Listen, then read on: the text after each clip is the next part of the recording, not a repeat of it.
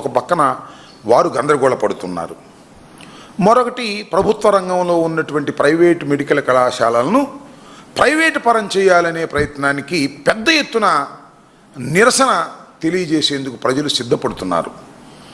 ఇన్ని వ్యవహారాలు రాష్ట్రంలో నడుస్తుంటే వీటన్నిటినీ పక్కనెట్టేసేటటువంటి కార్యక్రమం లడ్డు డైవర్షన్ కార్యక్రమాన్ని తీసుకొచ్చి హిందూ మతాన్ని అడ్డం పెట్టుకొని రాజకీయం చేయాలనేటువంటి ఒక నీచమైనటువంటి ప్రవర్తనని పరిస్థితిని చంద్రబాబు నాయుడు గారు కలిగించుకుంటూ ఉన్నారు. ఒక విషయం ఏంటంటే గోవు గురించి మనం చెప్పాల్సిన అవసరం లేదు. గోమాత ప్రధానంగా హిందువులకు దైవ ప్రధానంగా భావించేటటువంటి గోవు. ఆ గో మాంసాన్ని మన రాష్ట్రం నుంచే విచ్చలవిడిగా ఎగుమతి చేసినటువంటి సందర్భం ఇవాళ బయటపడింది.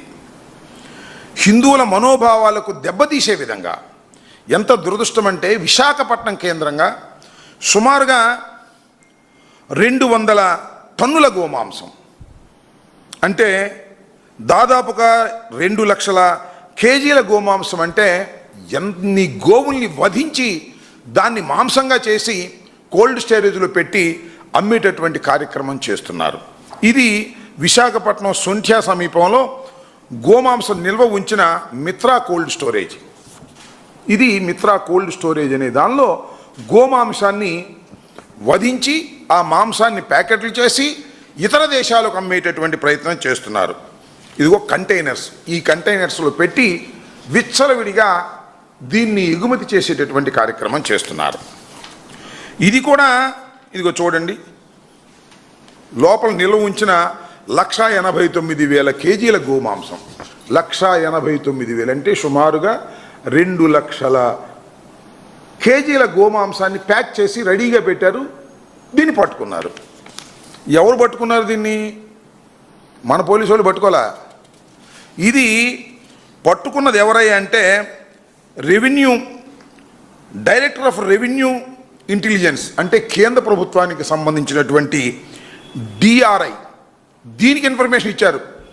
మన వాళ్ళకి ఇస్తే, మన పోలీసులకి ఇస్తే చంద్రబాబు నాయుడు గారు చెప్పినట్టుగా నాటకం ఆడతారు, పట్టుకోరు అనే ఉద్దేశంతో డైరెక్టర్ ఆఫ్ రెవెన్యూ ఇంటెలిజెన్సీకి ఎవరో ఒక అన్నోన్ వ్యక్తి ఇన్ఫర్మేషన్ ఇస్తే వాళ్ళు పట్టుకున్నారు. పట్టుకుని శాంపిల్కి పంపించారు.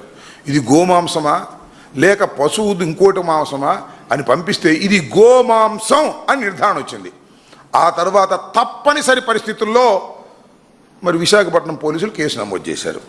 ఎందుకు ఈ కేసు నమోదు చేశారు, ఎందుకు పట్టించుకోవట్లేదు రాష్ట్ర ప్రభుత్వం అంటే పట్టించుకోకపోయారు. ఇది ఎప్పుడు వచ్చిందంటే అక్టోబర్ 3వ తారీఖున పట్టుకున్నారండి. ఇంతవరకు చంద్రబాబు నాయుడు గారు ఎక్కడ మాట్లాడా? ఎక్కడ మాట్లాడలా. కానీ హిందూ ధర్మాన్ని గురించి మాత్రం అడ్డం పెట్టుకొని వైఎస్ఆర్ కాంగ్రెస్ పార్టీ మీద బురద జల్లడానికి, వైఎస్ఆర్ కాంగ్రెస్ పార్టీ మీద నీచంగా ప్రచారం చేయడానికి మాత్రం చంద్రబాబు నాయుడు గారు నిత్యం పనిచేస్తారు. కానీ గోవుల్ని హత్య చేసి, గోవులు వధ చేసి ఇతర దేశాలకు పంపుతున్నటువంటి మాంసాన్ని పట్టుకుంటే దీని మీద పొన్నెత్తి మాట్లాడింది ఒకటి ఇంతవరకు మాట్లాడాల. ఎందుకు మాట్లాడలేదు, ఏంటి కథ కమామేష తెలుసుకోవాల్సిన అవసరం ఉంది. ఇది ఎవరిదే అంటే సుబ్రహ్మణ్య గుప్తా అంట, దీనికి సంబంధించినటువంటి యజమాని. ఆయన ఎవరో తెలుసా? మన బాపట్ల వరమ్మ గారు ఉన్నాడు కదా ఎమ్మెల్యే, ఆయనే బాగా సన్నిహితుడు. ఇదిగో ఆయనతో దిగిన ఫోటోలు. ఖచ్చితంగా అంటే తెలుగుదేశం బ్రాండ్, తెలుగుదేశానికి సంబంధించినటువంటి వ్యక్తి.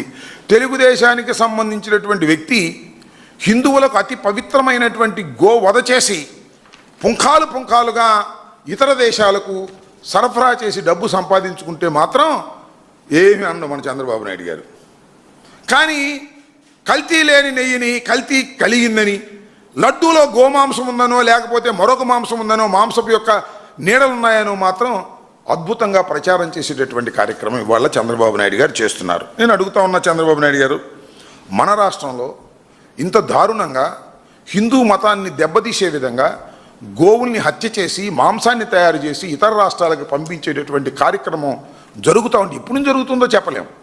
మొన్న మాత్రమే పట్టుకున్నారు. అంతకుముందు ఎన్ని సంవత్సరాల నుంచి ఇది జరుగుతుందో ఇన్వెస్టిగేషన్ చేయాల్సినటువంటి బాధ్యత ఉందా లేదా? కేసు రిజిస్టర్ చేశారు. వాళ్ళు అడుగుతూ ఉన్నారు, ఎవరు డిఆర్ఐ వాళ్ళు అడుగుతున్నా కూడా ఏం మాట్లాడు. ఇంతవరకు అరెస్ట్ చేయలేదు, ఈ యజమాన్యాన్ని అరెస్ట్ చేయలేదు, ఆ సుబ్రహ్మణ్య గుప్తాని అరెస్ట్ చేయలేదు. ఎవరిని అరెస్ట్ చేయకోకుండా వాళ్ళని ప్రొటెక్ట్ చేసేటటువంటి కార్యక్రమం వాళ్ళ చంద్రబాబు నాయుడు గారు చేస్తున్నారంటే నీకు హిందూ మతం పట్ల ఏ విధమైన గౌరవం ఉంది? ఏమీ గౌరవం లేదు. హిందూ మతాన్ని అడ్డం పెట్టుకొని వైఎస్ఆర్ కాంగ్రెస్ పార్టీ మీద బురద జల్లేటటువంటి గౌరవం మాత్రమే మీకు కనిపిస్తూ ఉంది తప్ప మరొకటి కనిపించడం లేదనేది కూడా ఈ సందర్భంగా నేను చెప్పదలుచుకున్నా. పోనీ నువ్వు మాట్లాడకపోతే మాట్లాడపోయావు, నీ తెలుగుదేశం వాళ్ళు బీజేపీలో అయ్యారు కదా, వాళ్ళు కూడా మాట్లాడిన సందర్భం లేదు. పురంధరేశ్వరి గారు ఆమె మాట్లాడదు, బీజేపీలో ఉంది, హిందూ మతం కావాలని హిందూ మతం గురించి ప్రచారం చేసే వ్యక్తులు, హిందూ మతం చాలా గొప్పదని చెప్పే వ్యక్తులు వాళ్ళు మాత్రం మాట్లాడరు. అలాగే సుజనా చౌదరి మాట్లాడ్డు. బీజేపీలో మరి ఉన్నటువంటి మాధవన్ ఆయన బీజేపీ అధ్యక్షుడు, ఆయన కూడా విశాఖపట్నంలో జరిగితే ఇంత ఘోరమైనటువంటి దాన్ని ఆయన మాట్లాడ్డు. ఎవరు మాట్లాడరు. వాళ్ళని రక్షించేటటువంటి కార్యక్రమం చేస్తున్నారు. ఇది చాలా దుర్మార్గం. అంటే దీన్ని బట్టి అర్థమవుతున్న అంశం ఏమిటంటే హిందూ మతాన్ని అడ్డం పెట్టుకుని రాజకీయం చేయడానికి చంద్రబాబు నాయుడు గారు ముందుకొస్తారు, కానీ హిందూ మతానికి అపచారం జరిగినప్పుడు, హిందూ మతానికి అగౌరవం జరిగినప్పుడు ఏ మాత్రం మాట్లాడరు. సరిగదా, అలా అపరాధం చేసిన వ్యక్తుల్ని కాపాడేటటువంటి కార్యక్రమం చంద్రబాబు నాయుడు గారు చేస్తున్నారు అనేదాన్ని మనకు చాలా స్పష్టంగా అర్థమవుతా ఉంది. అదేవిధంగా చారిటబుల్ ట్రస్ట్ పేరిట అనేకమైనటువంటి పశువుల్ని రవాణా చేస్తున్నటువంటి సందర్భాలు ఉన్నాయి. వాటి మీద కంప్లైంట్స్ వచ్చాయి. చివరికి హోమ్ మినిస్టర్ గారికి సంబంధించిన వ్యక్తులు కూడా ఈ పశువుల్ని ఓవుల్ని రవాణా చేసి వదగ పంపుతున్నారు అని అనేక కంప్లైంట్స్ ఉన్నప్పటికీ కూడా పొన్నెత్తి మాట్లాడే పని లేదు. గోమాంసాన్ని విచ్చలవిడిగా సరఫరా చేసే కార్యక్రమాలు, విచ్చలవిడిగా ఎక్స్పోర్ట్ చేసే కార్యక్రమాలు హోంమంత్రి గారికి సంబంధించిన వ్యక్తులు, తెలుగుదేశానికి సంబంధించిన వ్యక్తులు చేస్తుంటే మాత్రం దాన్ని పట్టించుకునే కార్యక్రమం లేకోకుండా అనవసరంగా, అక్రమంగా, అన్యాయంగా వైఎస్ఆర్ కాంగ్రెస్ పార్టీ మీద తప్పుడు ప్రచారం చేసేటటువంటి కార్యక్రమాలు చేస్తున్నారు మతాన్ని అడ్డం పెట్టుకొని. ఇది చాలా దుర్మార్గమని చంద్రబాబు నాయుడు గారు దీని మీద మాట్లాడకపోవటం పెద్ద అపచారం అని కూడా ఈ సందర్భంగా నేను చెప్పదలుచుకున్నా. సరే, చంద్రబాబు నాయుడు గారు మాట్లాడకపోతే మాట్లాడకపోయాడు.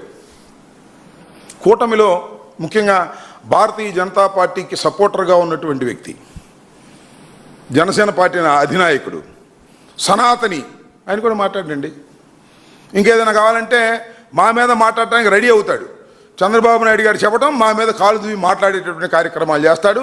నేను సనాతన అని చెప్పి మొత్తం దక్షిణ భారతదేశంలో సనాతనాన్ని ప్రచారం చేస్తానని చెబుతున్నాడు, కానీ మన రాష్ట్రంలో గోవధ జరిగి గోవుల మాంసాన్ని ఇతర రాష్ట్రాలకు ఎగుమతి చేసేటటువంటి ఒక పరిశ్రమలాగా తయారవుతున్నటువంటి తెలుగుదేశం నాయకులు చేస్తున్నటువంటి విషయాన్ని మాత్రం ఖండించిన పాపాన పోలేదు ఇవాళ చంద్రబాబు నాయుడు గారికి మద్దతు ఇస్తున్నటువంటి పవన్ కళ్యాణ్ గారు. కనీసం మీరైనా మాట్లాడండి స్వామి, నేను సనాతని అని చెప్పి మీరు చెప్పుకునేటటువంటి కార్యక్రమాలు చేస్తున్నారు కదా, ఇలాంటప్పుడు మాత్రం మీరు మాట్లాడరా? మతాన్ని మా మీద ఎగదోలటానికి ప్రయత్నం చేసేటటువంటి సంఘటనలకే మీరు ప్రోత్సహిస్తున్నారు తప్ప నిజంగా ఇలా ధర్మంగా జరుగుతున్నటువంటి, న్యాయంగా జరుగుతున్నటువంటి పోరాటాలకి వాళ్ళ హిందువులందరూ బాధపడుతున్నారు. ఇదేంటి, మనం విశాఖపట్నంలో గోవధ జరగడం ఏంటి, ఇక్కడి నుంచి మాంసాన్ని సరఫరా చేయటం ఏంటి, ఇది ఎంత అన్యాయం, ఇది హిందువులకు ఎంత అగౌరవం అని భావిస్తుంటే దాని గురించి మాత్రం సనాతని మాట్లాడు, కూటమి ప్రభుత్వంలో ఎవరు మాట్లాడరు, ఎవ్వరు మాట్లాడే పరిస్థితిలో లేకపోవటం చాలా దురదృష్టకరమైనటువంటి విషయంగా నేను భావిస్తూ ఉన్నా. అంతేకాదు, ఇంకా లడ్డు గురించి మాత్రం బ్రహ్మాండంగా మాట్లాడతారండి. మొన్న 2 రోజుల పాటు జేఈఓ ధర్మారెడ్డి గారిని సిట్టు విచారణకు పిలిచింది. ధర్మారెడ్డి గారు సిట్టు విచారణకు వెళ్ళారు.